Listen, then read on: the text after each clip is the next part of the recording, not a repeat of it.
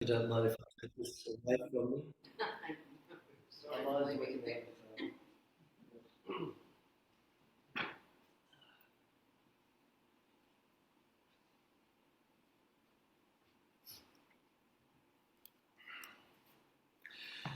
Well, here we are again. It's August, and usually the first message of the month, I like to use the power of the month. Jenny's already alluded to it. The power is order, which is to organise, sequence and adjust. And it's in the front brain. And it's Matthew. And the colour is? Silver. Who said that? Well done. Because I have another test coming up soon. So the power is August, is will. Now, every year I try and come up with a smart name for this, and I've done them all. I think last time it was I am willing, and will I am, because I dine out when I'm at parties and things. People say, oh, what a spiritual name, will I am. Then I go on to say Livingstone. Oh, a living stone. And, we have a bit of fun with names. But today I thought, well, whose will have to do? And I'll cut to the chase, because we know what I'm talking about here, whose will. And Jesus said it, as far as I can remember, at least twice, not my will, but thy will be done. But just as he started his ministry, and also very dramatically towards the end. So will is the motive power for all the other faculties of the mind. It moves everything into action. There are probably other powers than 12, but as I've said before, 12 will do me this lifetime. Now, I was speaking to someone yesterday about the number 12.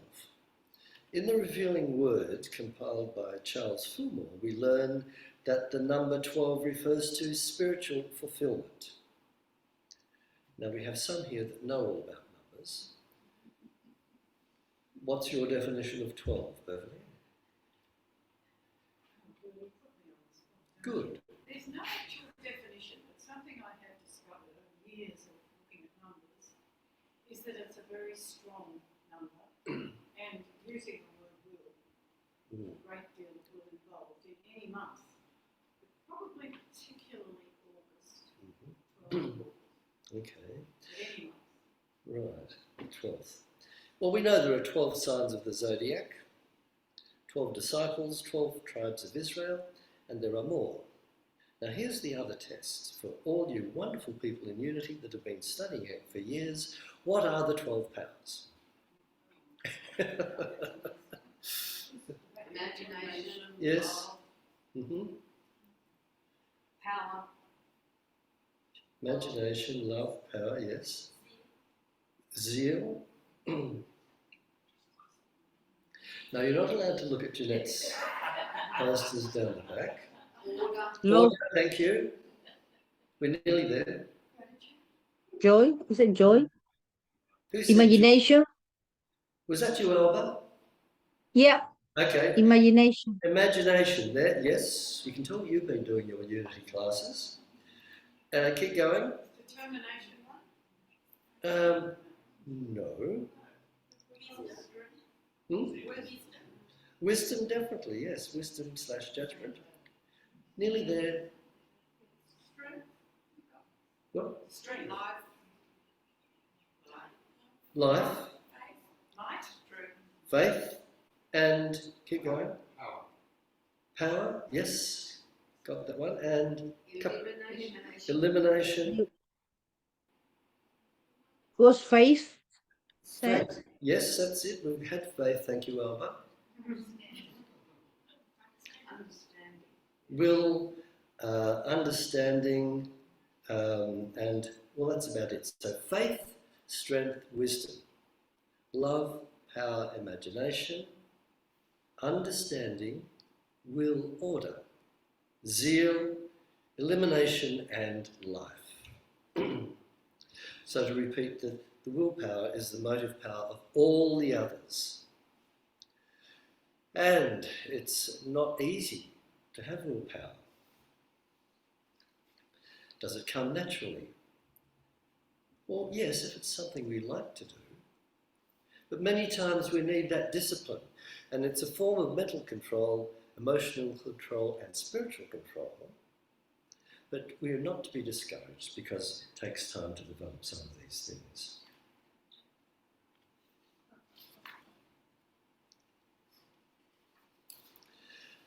The author Robert Sharma wrote a book called The 5 a.m. Club. I might have used this before, but it won't hurt to go through it. And the subtitle is Own Your Morning. Elevate Your Life. And he writes about how great geniuses, business tycoons, and the world's wisest people start their mornings early to produce their astonishing results. He claims that world-class willpower isn't an inborn strength, but a skill developed through relentless practice. Getting up at dawn is perfect self-control training. For most of us, especially during these unusual times, it takes willpower to do even the most basic things that time of morning. Now we've had probably one of the worst winters I can remember, or is it just me getting older? But it's been very cold, especially in the country around Ballarat area. And, you know, I've got that book sitting on my bookshelf and I can see it from beneath the covers. And it's not working. Maybe summertime, I'll consider it, but imagine, up in the middle of nowhere, getting up, not even the birds are singing, at that time. And it's quite spooky in an old church. And we have some funny things that happen. Quite often I collect music boxes. And sometimes the temperature gets to them and they play themselves. Now it's not a ghost. I hope not anyway. But usually, you know, if it's hot, sometimes you get a little bit of Silent Night. Or you'll get a little bit of Green Sleeves. Or Happy Birthday. I've got a heap of them. Now, while I'm in bed thinking about what I should be doing and getting up, I think of dear old Charles Fillmore in his 90s. You all know what he said, don't you? Well, those that join me, if you can remember it. I fairly sizzle with zeal and enthusiasm and spring forth with a mighty faith to do the things that ought to be done by me. Do that at 5 in the morning. Oh, it's terrible. Anyway, but sometimes I think, oh, it's 7:30, so that means I can have another half hour in bed before 8 o'clock. I have a ritual, and I'm going to talk about this here. I'll do this first. Robert Sharma says to help us get more out of life, especially when we feel lethargic, we have 4 things.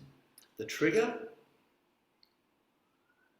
the ritual, the reward, and the repetition. You know, this is the worst one, the trigger. An alarm clock, you can always press the snooze button. But what if, like I think it was the Queen, had the bagpipers playing every morning outside her bedroom window? Whoa, imagine having that on your stereo blasting, bagpipes at 5 o'clock in the morning. Or, the other thing that can get you going is if you see a spider on the wall. That makes me jump. So there's all these little triggers. Has anyone got a trigger that would get them out of bed?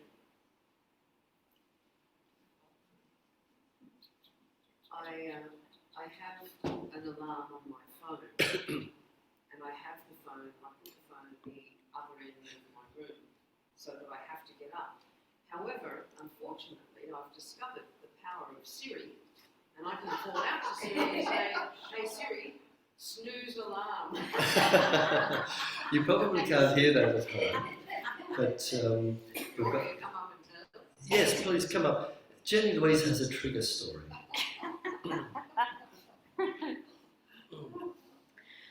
So I was just saying, I use the alarm on my phone to get up in the morning, and I put my phone at the end of my room so that I have to get out of bed to turn it off. However, I've discovered that if I call out to Siri and say, "Hey Siri, snooze alarm," Siri will snooze my alarm, so I don't have to get up. Which is quite dangerous because I can then say it again and again. Jenny, many of the people there may not know what Siri is. Oh, do you all know on Zoom what Siri is? Yes, they're all nodding. So, yes. Thank you for that. Yes. Any other triggers? Anyone on Zoom? There's Miyu. There's Eunice. There's Robin. There's Jill. From Albus to everyone. I also put the phone outside the bed. Okay, thank you, Alba. My husband has numerous triggers. He has about 10 alarms on his phone that go off every 2 minutes, but none of them seem to be triggering enough. And who are we They- talking to here? My name's Emily. Where are you from, Emily? I am on Dja Dja Wurrung land in Chewton, near Castlemaine. This is my first time joining. Oh, welcome along. Thank you. Thank you, and thanks for your input there. Welcome. Yes, Thank you. thank you. Eunice, what about you? Can you unzoom? Yeah, Un- yeah. un- If I want to get up while on holidays and watch the sunrise, I'll just put it beside my bed. So I get up. I've been getting up about 5:45 in the morning to go down to the beach and look at the sunrise at Coffs Harbour. Oh, rub it in. Oh, thank you for that. That's why this book, by the way, written by Robert Sharma, is written in the tropics. And, you know, I think he should do the next edition from Ballarat and see how he goes. All right, I'll do one more. Anyone else has got a trigger? Yes, come up. And we welcome Maureen, hasn't been around for a while, but gee, it's good to have you back, Maureen. Come and say, there's our Zoom group. And where you go? There's Sylvia. Yeah, there's Sylvia. Hello, Sylvia. Hello. Mine would be a positive trigger Yes. because I live near the botanical gardens. Mm. Can you get closer to the mic? Oh, yes, Yeah. that's good, thank you. So I live near the botanical gardens, and if I put my shoes beside my bed, as soon as I wake up, I put those on and a big scarf and run to the gardens. And it's a time of that I can feel the stillness in the gardens. There's not enough people around. So then I just sort of observe the space, the quietness in the gardens, and I know that'll prepare me for the day for stillness. And when I'm in that stillness inside, then I sort of take it with, it's always with me, but sometimes we forget it because of our minds and our busyness. But my enthusiasm is waking up to go there and sit in that, so then I know for the day that that's going to carry me through in with presence, with whatever we want to call God or whatever it means to us, that carries me through. Thank you. Yeah. Thank you, Maureen. Thank you for that. Yes, why not? For all the people. But there's one trigger, Sheila, that you've got. When you said last week you can look out your window and see the palms waving. I'm going to show off and tell you that I have an inner alarm. I can say Come up. Come up. This is too good to miss. Hello, everybody. There are two things. One, if I need to go to the bathroom, that's a really good trigger. The second one, I have an inner alarm, and I set it the night before, and I say I will wake up at such and such a time, and I do. And I've been Yes. doing it for years. I can't stand bells ringing or music playing or anything like that. And I think, put it down to, I think, yogic practice. I Yes. go and sit in the car and say that I will sleep for 25 minutes and I will wake up at 10:25. And I can do it. Wow. Thank you for sharing that. Yes, I've read about some of that, those approaches. They're fascinating, aren't they? The power of our mind, as we were saying earlier.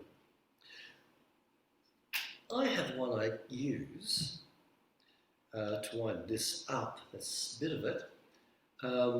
It's not the Zizzle with Zeal one. I say, today is a perfect day. Thy will be done. Miracle shall follow miracle, and wonders shall never cease. But I put off saying it, because I know as soon as I say it, I have to get up.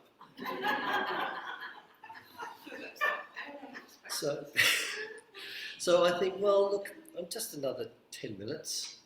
But you know, there is something about getting stuff done in the morning. The odd time I've managed to get up, usually it's when the birds are starting to sing and they're coming back into the area now. And it's just so lovely to sit there and listen to them. And, you know, but I've done emails and everything, and all of a sudden it's 9 o'clock and the phone hasn't rung, no one's sent anything through. And if I felt a bit easier for the rest of the day, not as guilty about not doing this stuff. So there's 4 things. The trigger. The ritual, just do it. The reward, it's done, it feels good. And the repetition, keep doing it. And it does feel good, doesn't it, when we're up? You know, I think sometimes, you know, we get into the dream state and some of the stupid things that come into my mind, I don't want that stuff. So it's easier to get up and get on with the day. And usually once I'm up, I get things done. Especially in my young years with the piano practice we had to do for my music diploma. Another aspect to this, of course, is over the last couple of years, we've all become Zoom orientated. And there are all the different time zones, and people around the world think you can just join them anywhere. And we had a seminar for the Victoria International Youth Thought Alliance, of which I sent little reports to, and Sylvia is part of that group, that their conference started at 9 a.m. in the States, and which meant I'd have to be up and at my best at 2 a.m. in the morning. I used to feel quite guilty about that at one stage, but not anymore. I decide now to attend sessions at 7:30 p.m. there, which is around 9:30 here. And they're all very much tired and at the end of the day, and I'm as bright as a button. So it took willpower not to feel guilty. In the book, The 5 a.m. Club, the character called the Millionaire is known. He comes up with some inspirational quotes by either himself or other famous people. It says here, research proves that training yourself so your willpower becomes maximised is one of the crowning achievements of an epic life. It's a myth that celebrated athletes and legendary artists and revered statements and women had all more natural willpower than the rest of us. They may have begun as ordinary people, yet through relentless practice and constant drilling to wire in excellent daily habits, their power to manage themselves against their cravings and temptations grew stronger until the culture perceived them as superhumans. So to sum up, our journey is just as vital as the next person. It is our chance to expand our consciousness even further. We're very lucky because look who's gone before us and look at the fruits of the Spirit that we've received from these Weishas from the past. We have the power of will. Will is needed on all levels of our being. We have outer teachers, books, But we have to apply the techniques ourselves. The fifth unity principle says knowing and understanding the laws of life are not enough. A person must also live the truth that he or she knows, and this takes willpower. So, alluding to the title of today's message, which was inspired by a little children's book called The Big Me or The Little Me, which is down there in the library, and I've seen some young people sitting there quietly when we had them here reading that book. Will I succumb to the small I and put aside things that really need doing today, or will I summon the big I and, regardless of how I feel, do what I have to do? And finally, does our personal will reflect the universal law of harmony? It's up to us as spirit to expression, as spirit and expression to decide. Luke 22, verse 42. Not my will, but thy will be done. And there's another verse nearby that says, choose you this day whom you will serve. So I'll leave you with that question. Thank you.